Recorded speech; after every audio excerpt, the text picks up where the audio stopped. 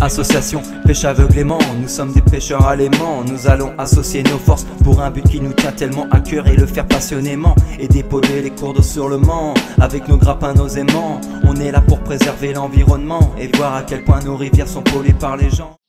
Salut à tous, c'est JP de Pêche Aveuglément. Aujourd'hui on se retrouve pour une nouvelle vidéo sur la mise à jour du simplex.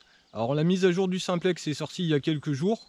Pas mal de gens ont des questions sur cette nouvelle mise à jour sur Facebook. J'ai vu plein de questions d'utilisateurs. Donc on va essayer de vous expliquer en 8 à 10 points toutes les nouveautés de cette vidéo et surtout à quoi elle sert.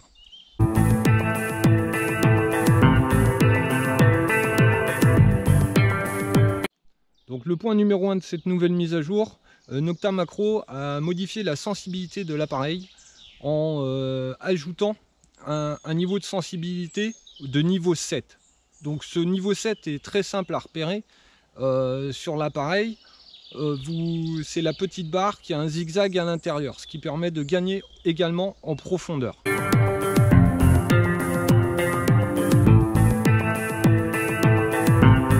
Donc, le deuxième point que Nocta Macro a apporté à la mise à jour, c'est au niveau du mode parc. Le précédent mode parc qu'on avait a été numéroté numéro 2 cette fois-ci sur votre appareil, et nous avons un numéro 1. Le numéro 1 est beaucoup plus précis et permet de gagner en profondeur et en réactivité.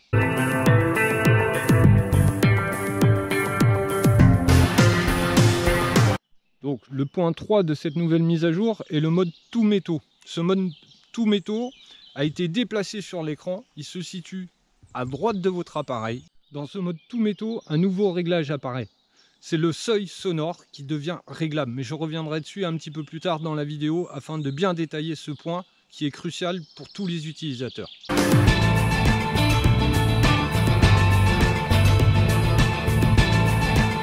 La quatrième nouveauté de cette mise à jour vous permet de découvrir une nouvelle barre en bas de votre écran, juste à côté du niveau de batterie. C'est la barre de minéralisation en temps réel concernant le terrain que vous prospectez.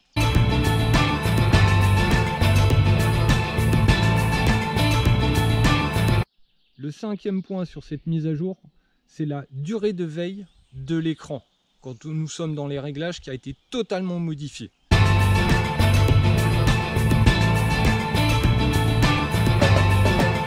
Grâce à la flèche haut, elle permet de sortir du menu à tout moment sans attendre le délai timeout qui était au préalable instauré dans l'appareil.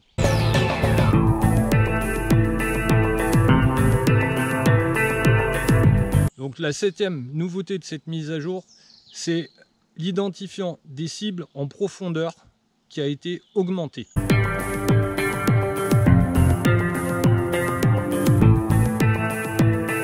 La huitième nouveauté, c'est au niveau du rétroéclairage de l'appareil.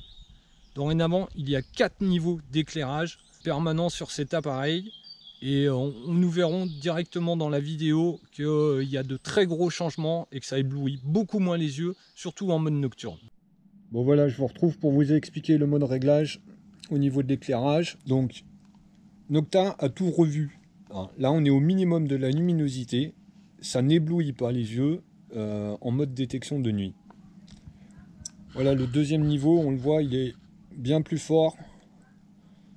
Le troisième et le quatrième. Et on sort du menu avec la flèche haut.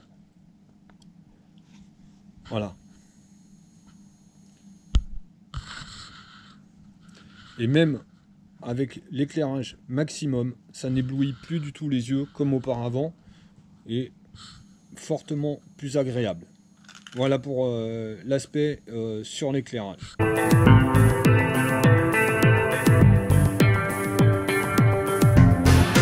La neuvième nouveauté sur cette mise à jour, c'est la localisation du pin pointeur en mode cible qui devient également beaucoup plus précise.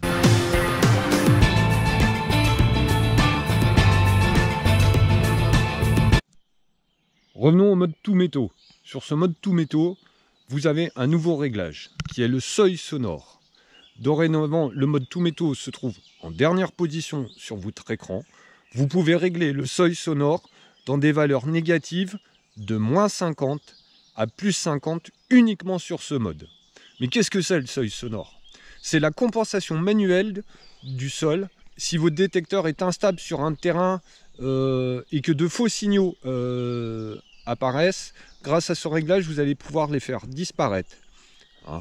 Mais avant toute chose, il va falloir augmenter la sensibilité au maximum, hein, qui engendrait les faux signaux que vous pouvez rencontrer, et augmenter la compensation de l'effet de sol.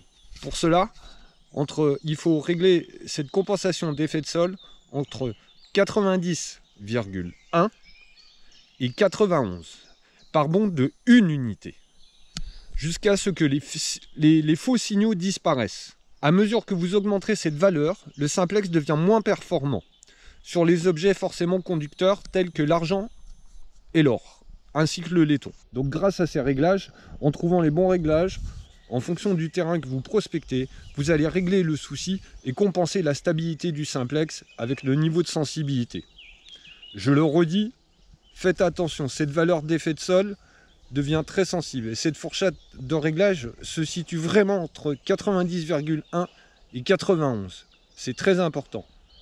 Mais cela va permettre de rendre l'appareil beaucoup plus performant et de ne pas manquer de cible. Voilà, cette vidéo se termine. Je tiens tous à vous remercier, en particulier tous nos abonnés. Pour les détectoristes qui utilisent du matériel Nocta Macro et les autres marques, je vous invite à vous abonner car prochainement de nouvelles vidéos vont arriver, en particulier sur les prochains articles que Nocta Macro va commercialiser en France pour le simplex. Donc on va pas tout vous dire non plus, mais il y a du nouveau qui va arriver en plus de cette mise à jour. Je vous invite à faire la mise à jour car pour les produits à venir, si l'appareil n'est pas mis à jour, ça ne fonctionnera pas. Vous trouverez également le tuto pour faire la mise à jour qui va s'afficher dans un coin de l'écran. Et je vous dis à bientôt. Merci à tous. Salut!